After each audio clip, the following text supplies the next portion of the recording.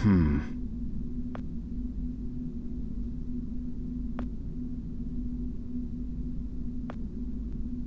Hmm.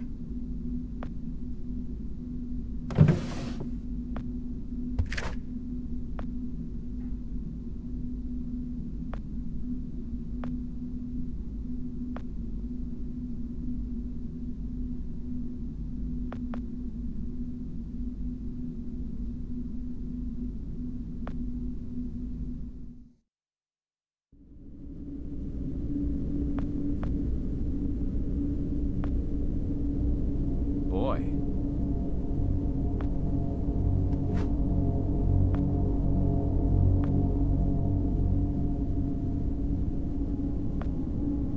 Boy.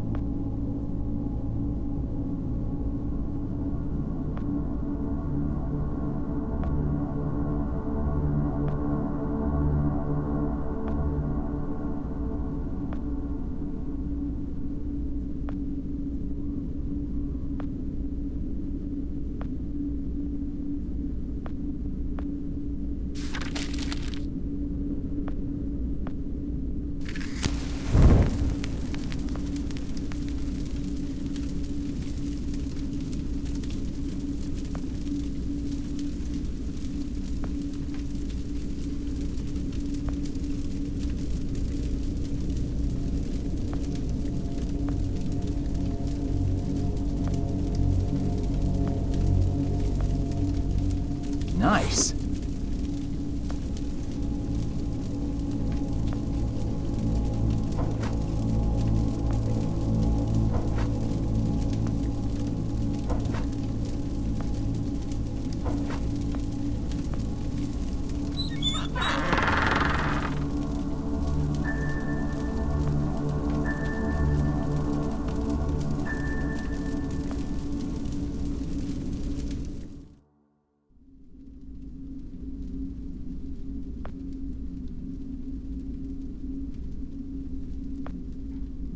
Hmm.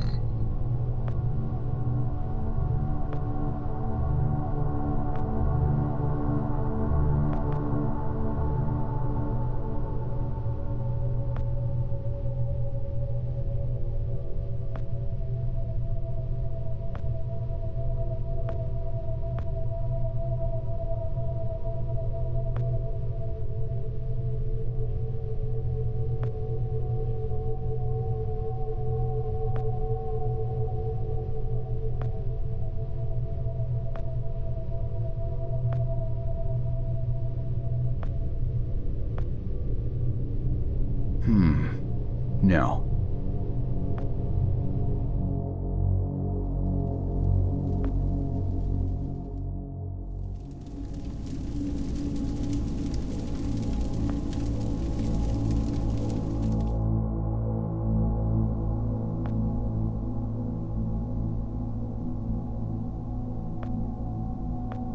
Oh!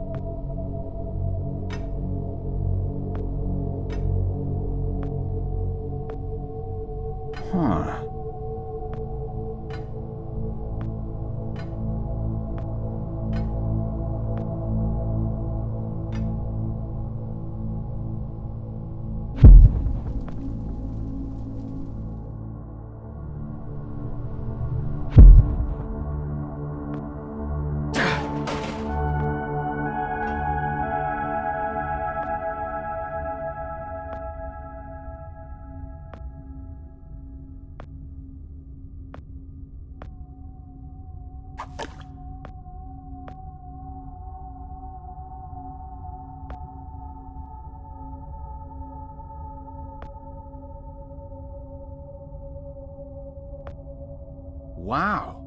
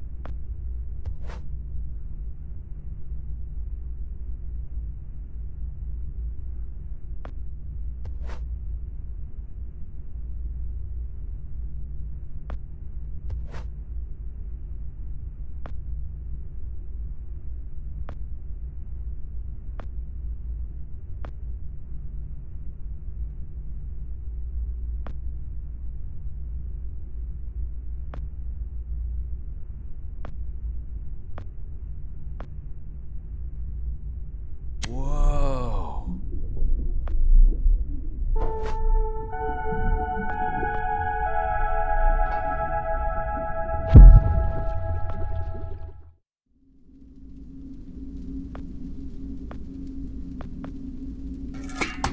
Far out.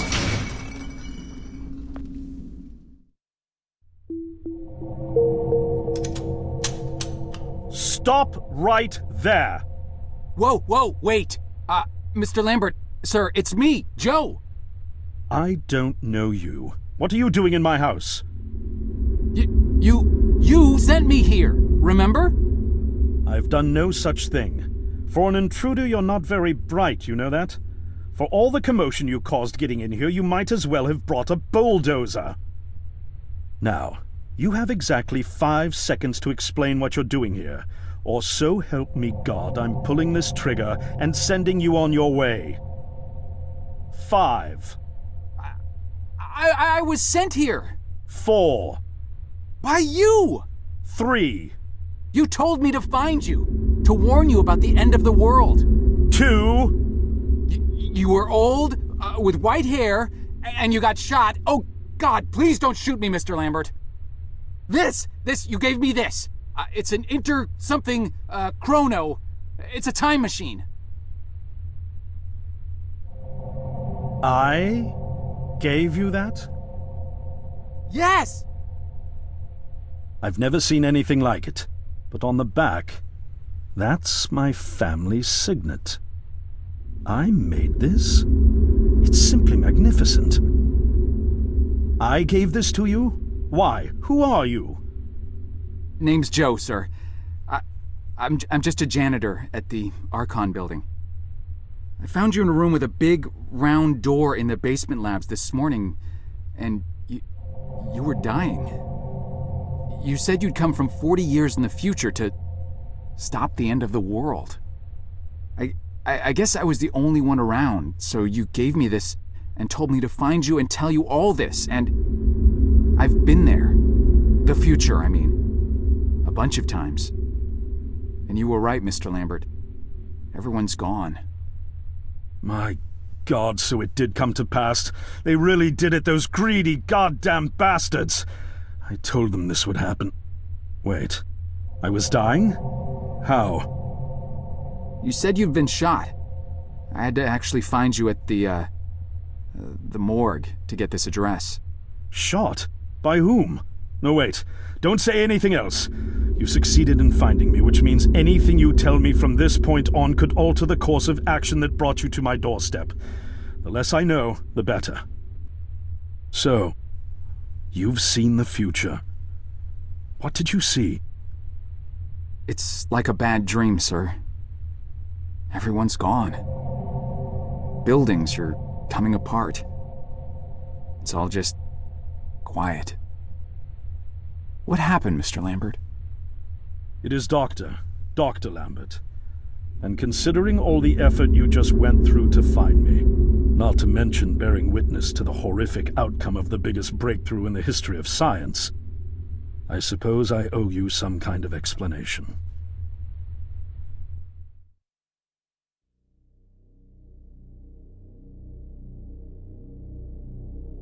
I was 24 when I got hired by Archon, or Athena as it was called back then. Athena was one of the many weapons R&D companies formed during the Second World War. Unlike other R&D companies that had retooled themselves to pursue peacetime activities after the war, Athena had made enough money to continue chasing the next big thing in defense technologies. They were betting the farm on post-war Soviet expansion, raising the level of government paranoia to create a lucrative market for esoteric weapons research. I'd say they made the right bet. Still a theoretical physicist at MIT, my thesis on the possibility of time travel via dimensional membranes got published shortly after I was hired in 1961. Company heads were so impressed, they gave me a team and a budget. Development exceeded even my own expectations, and after only 6 years, we had the first primitive version of the time machine up and running.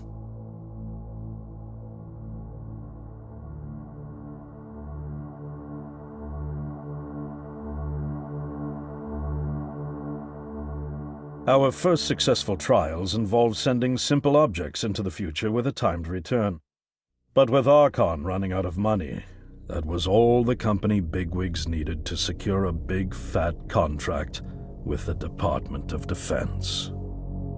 Apparently, we had sold them on the idea that the technology could be used to go back in time and strangle communism in its cradle. The reality, of course, was that it couldn't. Due to the laws of causality, you can't travel back in time beyond the point where time travel was invented. And sooner or later, we had to explain that to our benefactors. When they started pushing for progress reports, Archon management had to come clean, but instead chose to ease government concerns by claiming the technology could be used to bring back advanced weapons from the future. But this, too, was a lie.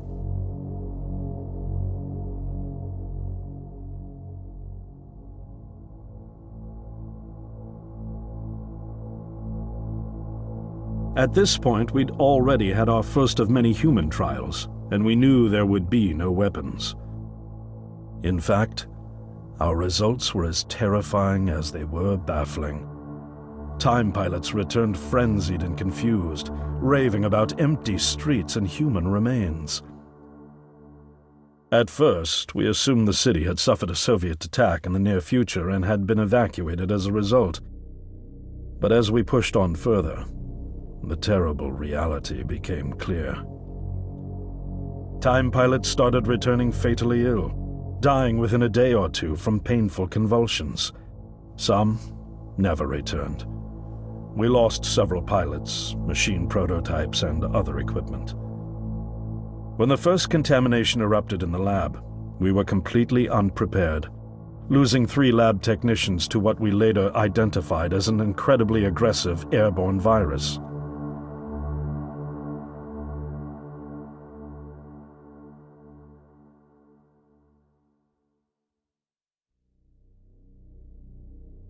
Although we weren't equipped to handle biohazards of this magnitude, management insisted we contain and study it.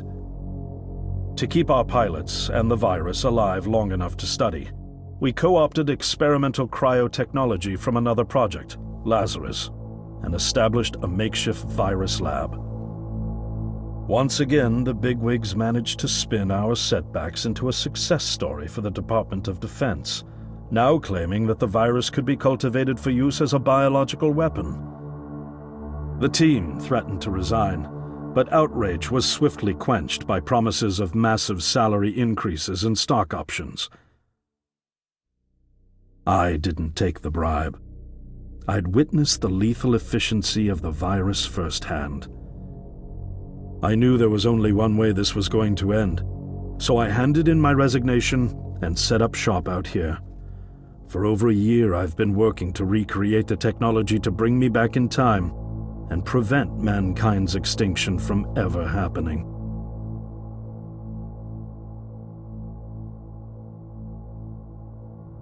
And now you're here, the harbinger of doom at my doorstep, wearing a boiler suit. Who could have imagined that Judgment Day would begin like any other Monday in May? In any case, unfathomable as it may be that you were able to bring this information to me, knowing is only half the battle. Preventing the outbreak will require more than just your tenacity. Me? Wait, what? Yes, I'm afraid I must rely on you one more time. You must go back to Archon and prevent the outbreak. No, that's, I mean, I'm really honored and everything, but... Believe me, you're the last person in the world I want to entrust with this, and I mean that quite literally. But by this time tomorrow, the entire city will have succumbed to chaos, panic, and death. You're here now, and you're all I've got. Wait, but what about you? Can't you fix this, Doc? Don't you have a plan? I can't go myself, because that would break the law of causality. The only reason you are here to warn me now is because I was there to send you. And the only reason I was there to send you is because I was able to bring my work to fruition here. But... We've no time to waste. It's the only way. You told me you found me this morning, correct? Yes, but... That means I failed to stop it, and the outbreak has already begun. The time pilot for today's trial must have brought the virus back from the future, which then somehow got out of the containment chamber and spread. That pilot is Patient Zero. I need you to destroy the supercomputer system controlling the time machine. All the research data is stored there too. You must destroy it before the time machine departs. I'm reconfiguring your device to send you back 1 day earlier. This should allow you ample time to return to Archon and get inside. On the other shore from here, about 500 yards down the road, is a rest stop. You'll find a van there, fueled and ready to go. Oh, I already have a ride. Which won't be there yesterday, you ninny. Now stop interrupting me. One last thing, and I need you to listen carefully because this is very, very important. Make sure you do not Meet the earlier version of you. Why? What will happen? No one knows for sure. It's one of the conundrums not yet accounted for. There are theories, of course. None of them pleasant. Now, let's get you ready.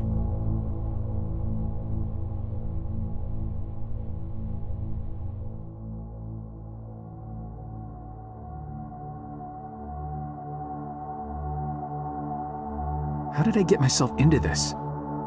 I nearly got killed trying to reach Dr. Lambert thinking he had a plan. And it turns out it's me. I'm the plan. At least I don't have to walk back. This van's not as cool as the ambulance, but it has its charm. And it sure was nice of him to pack me lunch. I wish he'd pack me a can opener for the beans, though. And some gas for the Bunsen burner. But I'm sure I'll think of something.